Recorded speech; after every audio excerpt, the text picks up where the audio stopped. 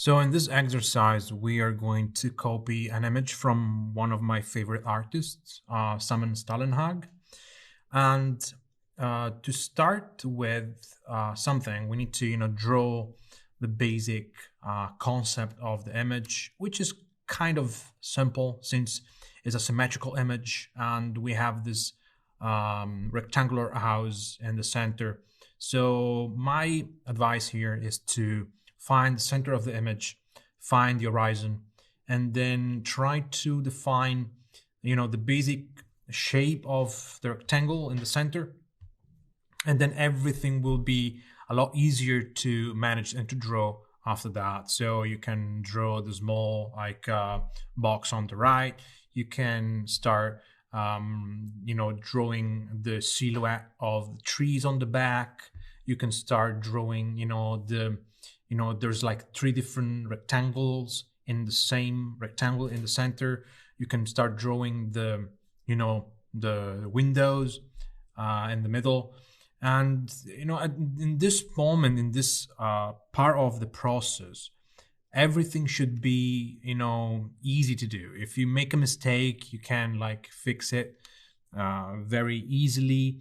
If you feel like, you have bad proportions between areas or objects, those are just lines. So you can, draw them in different layers or anyway, select them after you draw them with the rectangular marquee tool and then, scale them up. Anyway, feel free to get to the point, get to the final result in the way you feel more comfortable. And I mean, this is not about details. This is about understanding the shapes and the right, volumes for each element. Okay, and everything start from here. And then since Simon Stalenhag used different kind of brushes, the next part will be about understanding which brushes we need to use, we need to create, and then we are going to start painting. So now that we have the first sketch, and it's kind of simple to get to this point, we can start by creating different brushes. And this is the smart choice for this kind of painting, because you see you have like the clouds, which are done with like a special brush that looks like this. You see like parallel line that follow the direction of the brush, and you can see it's everywhere. Okay, so this is one brush we can create. Okay, so let's do this. Okay, first one, and then we have a brush with, you see, vertical lines. And as you can see here, the same brush is also horizontal, and that means that is following the direction of the the brush stroke. So this is the second brush. Okay, this is like 3 lines brush. Okay, this is the second one. And then we have I mean, these look like a very like a dead tree, without leaves. So we have this third brush, and then we can make a brush for the pavement, the tiles. It's a smart choice because I don't want to spend my time, painting this manually. And we have like, I don't know, this stuff could be made with the second brush. I mean, we can have a brush like this with like I don't know, like this stuff here on the top. So we can have brush number 5 with like, I don't know, could be anything, could be like flowers or just leaves. And then we can create a brush for the textures. See these dots here? So brush number 6. And we can have a brush with this kind of leaks, and dirt for this areas and this areas. It's okay. It's a good thing. Maybe a couple of them. One with long leaks and one with this kind of dirt spot. So we have like number 7 and number 8. And I would say that this is enough. So now we are going to create this single brushes, and then we're going to start the painting using them. And hypothetically, is going to be better. It's going to be easier and faster. So let's start with the first brush. Make a new canvas. 1000, 1000 is fine. White background.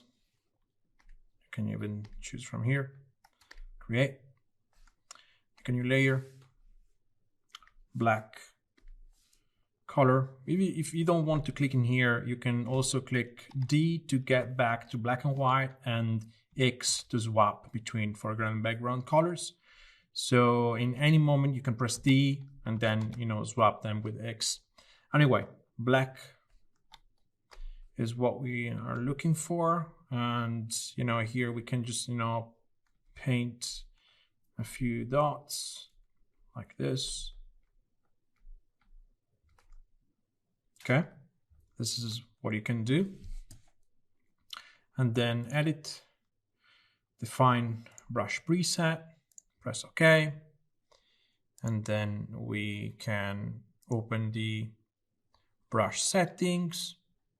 And of course, we want to go directly to shape dynamics, angle jitter, no angle jitter, control, direction. And in the brush tip shape, we rotate the brush tip like this, minus 90 degree. And as you can see now, if you create a new layer, it will follow the direction. See? And of course, we can make a couple of versions of this. If this is too, thin, we can make another one with like bigger circles at the beginning, and we can reduce the spacing, and it will look. See, if we have the fact that we can see the dots is a problem that you can solve with the spacing. Okay. And if you cannot solve it with the spacing, it's because the last dot, this one, travels more than the one in the center. So a good idea could be to, I will save this one anyway. So save. Okay. And then I will make a new one. But this time I will make, like bigger, areas and, less of them. Let me try. I did define brush preset. Okay. Again, shape dynamic, control, direction, and the brush tip shape should be like this.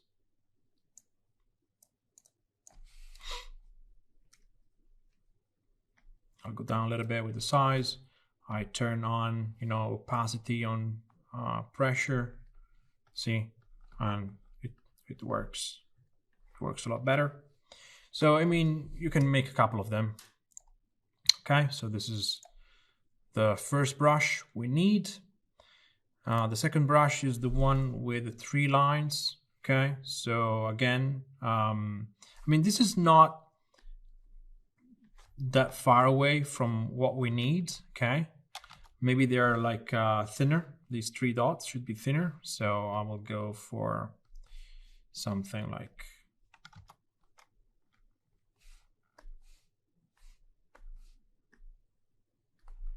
this. You can even, squeeze them a little bit like this. Edit, define brush preset. Okay, cool. And now, again, shape dynamics, you want to go, you can even go with their initial direction, so they will like always follow the starting direction. And of course, the brush tip shape should be rotated, as you can see here. And the thing is, is following the pen pressure, so maybe we need pen pressure off. Yeah, but we need the opacity and pressure. Or maybe we can use pen pressure, but we can keep the minimum diameter to like the 50%, so they will not join in a single line when you release the pen. See? This is cool.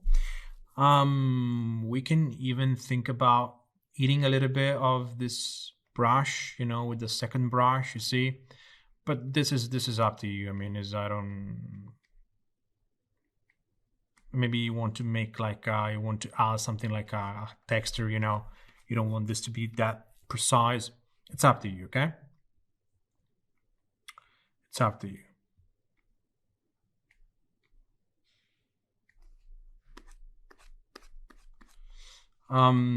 Is working, you see, even if we do it like horizontal, it follows the direction. And so this is exactly what we want. So this is the second brush. Of course, you can rename it properly. The third brush is the one that looks like the tree. So this is a little bit more complicated since we need to actually, draw the tree, or you can even look for something on internet and just paste it here. So if you want to go manually, of course, you need to, draw the tree, like first main branch and then secondary branches, and then you need to, do something like this. I mean, it's complicated, okay? So I'm going to look for a photo on internet and use it as brush.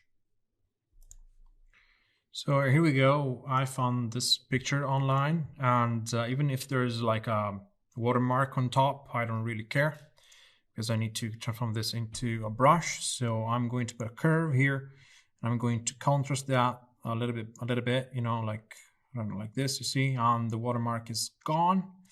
So I can even select the only part I want, like this, and then mask it. So the word there is gone now, and this will be my brush preset. Okay, cool. And now I can use this. And of course, I mean, a good thing to do is to have a couple of them, maybe more, so you don't have the same every time.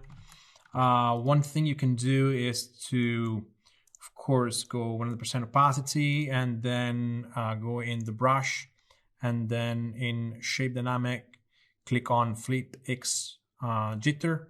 So one time will be like this, and the other, sometimes it will basically be flipped in the other way. Okay, this is only one brush.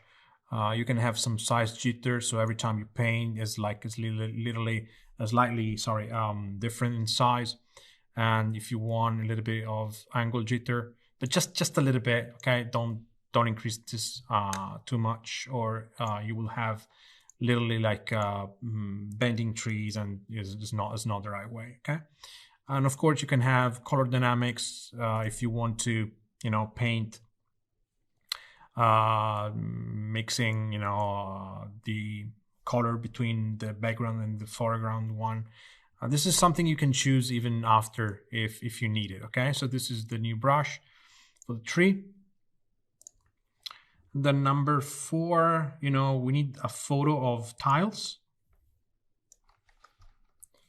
So for example, with this photo, what we can do is to go for a black and white modifier adjustment, and then for the curves, we contrast until we get something which is black and white, like this.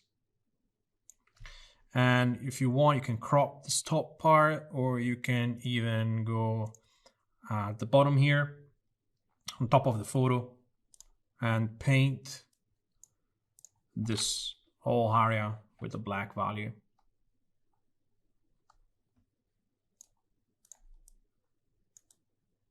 Because anyway, we care about this part here, okay? And now that we have this, we go on top, Ctrl-Alt-Shift-E, make one layer, edit, the fine brush preset. Okay, this is very big. Okay, this is very big, and actually this area should be white from what I see here. So we can, go back in here, invert this, and also paint a little bit of white here on the corners.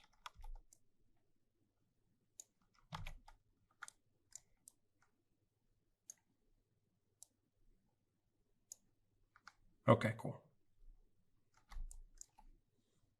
If you have this problem here, so the brush get to the end of the canvas, you will see the cut when you're going to use it. So if you don't want that, you can just paint a little bit on the border, okay, with a smaller brush, like this, and you will not get the problem anymore.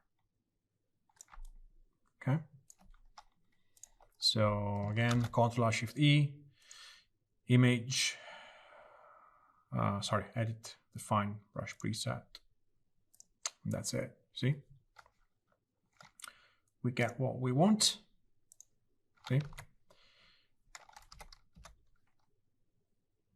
So this is it. And then we need number 5, those small plants. So we can just pick standard brush, new layer, and we can try to paint, oops, sorry, so big.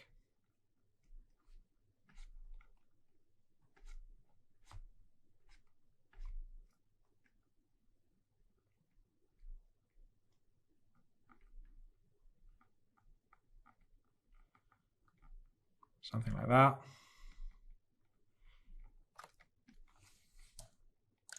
And this will be one brush.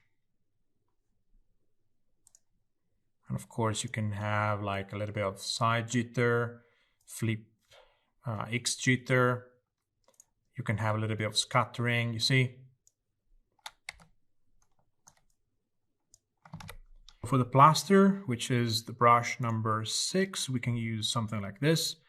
I will put again black and white, and again curves, since I want to have such a very dark black and white, kind of result. See? We can keep like just one spot of this, so I can double click in here to unlock the photo layer and then put a white layer at the bottom, Shift F5, white. And so I can just, put a mask on the photo, invert the mask, Ctrl+I, and in this way the photo will be gone. But then I can use just a brush like this to reveal the photo again in the center. So this is the area I'm going to use for the brush, actually, okay? See? This is my brush. And I can, just make one layer out of it. And if this is too much, if this is too sharp, I want something like a cartoon style, I can try to, make a copy, filter, blur, Gaussian blur. So I can try to, make a Gaussian blur with this. And then again, another curve on top to contrast. And this should, kind of make this, the effect more kind of cartoonish, less detailed. It's up to you. You can run a few tests, maybe like, like this is too much. Oh, this was okay. So this could be, the brush. So edit, again, define brush preset is not there because I have a curve. So again, Ctrl+Shift+E to get one layer only, define brush preset. And this is it.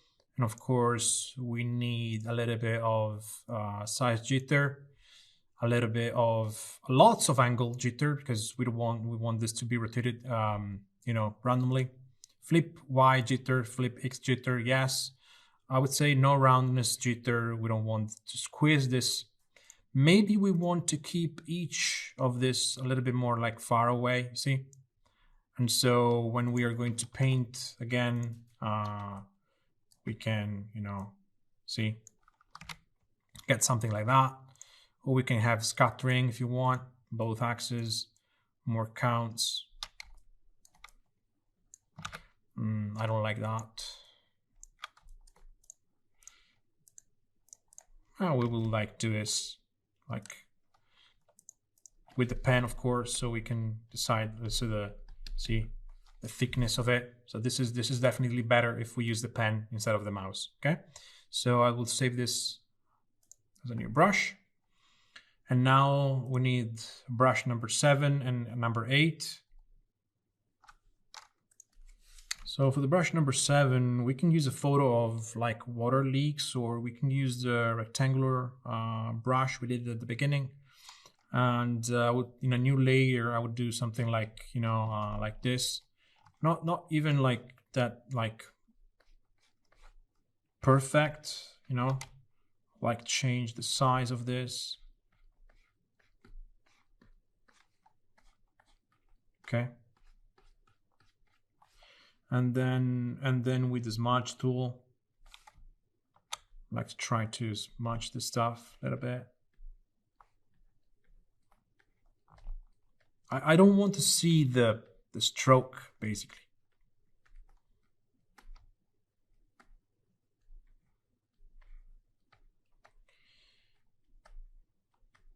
If it takes too much to do this smudge tool, it's because your canvas is too big, and probably you don't need that. So just try to make these brushes with quite small canvas.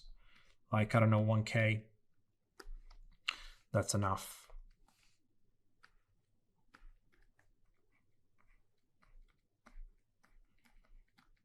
The key word here is to, randomize what you're doing. This stuff is never perfect. It's like water dripping down on surfaces. So it's okay if everything is chaotic. I mean, it should be vertical, since you have gravity pushing down the water.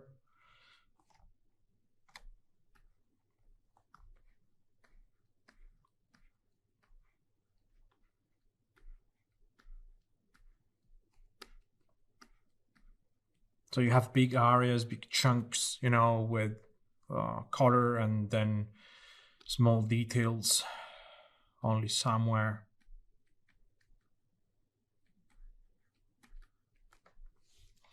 Okay, so this is another fine brush preset. Okay, cool. And I would say we don't need to do a lot of stuff, and with this one is like a stamp tool, we stamp it. Maybe the next time we use it, we rotate it, just to make it looks like it's different. And then for the last one, we can find some photo of dirt and, do the same process we have done in the plaster. So in this case, I open again the concrete leaking photo, texture, and then black and white as usual, curves just to, contrast as a first pass, and then you make one layer only with Ctrl+Alt+Shift+E. You blur it with the filter Gaussian blur, and then with another curve you contrast again, and you get this. This is a result. Of course, if you change the curves, the result will change. If you change the blur amount, result will change. So you can have a few tests to find the kind of texture you like. When you're done, you make a new layer on top, Ctrl+Shift+E again, and then the brush, the fine brush preset, and that's it. Okay. And again, we are going to use this a little bit like this, a little bit like this, a little bit rotating in different ways, maybe using different portions of it. Now that we have all the brushes we need, we can start painting.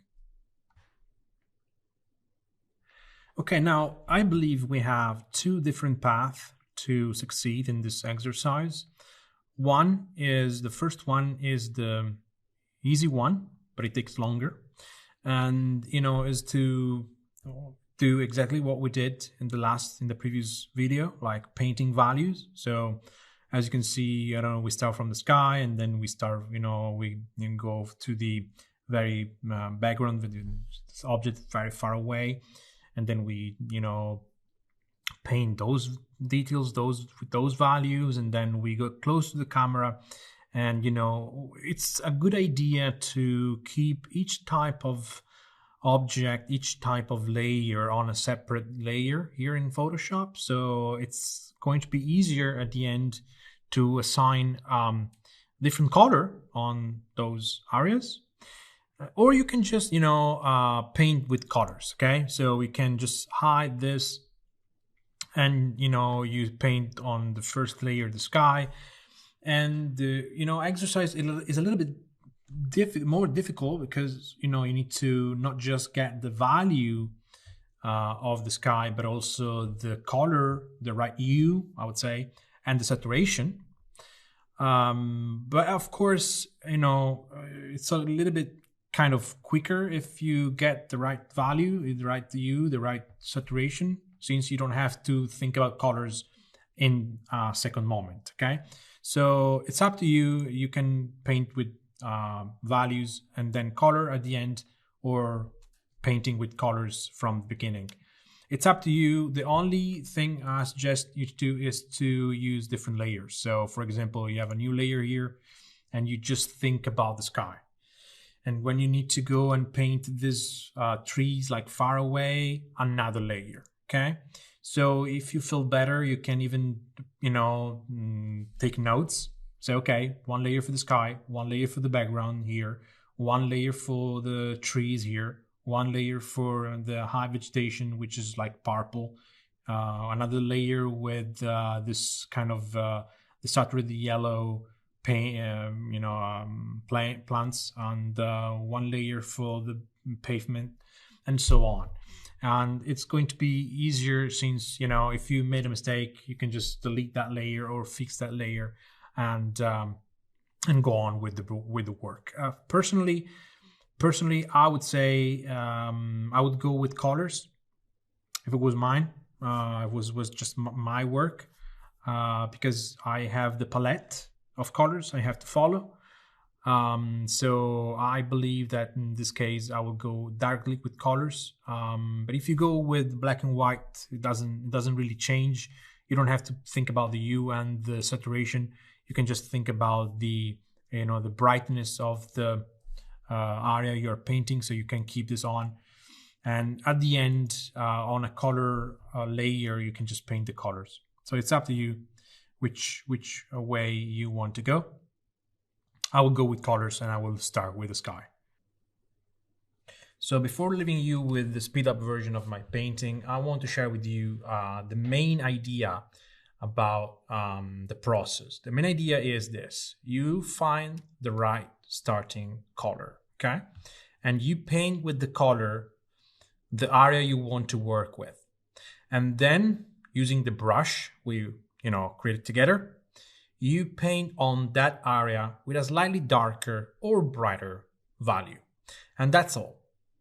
And if you do that for each single area, for each single element, with each single brush, little by little, you will get to the ending with the final result. And don't be afraid of making mistakes. You can, paint over a mistake. You can, do very first, kind of layer of color, and you can just don't care too much about actually what you are painting. So like in this case, you have a flat color as a background, and then you start painting like vertical lines with a little bit of flowers on top with a flat color. And you keep doing that for each color you perceive, every color you think is right to have.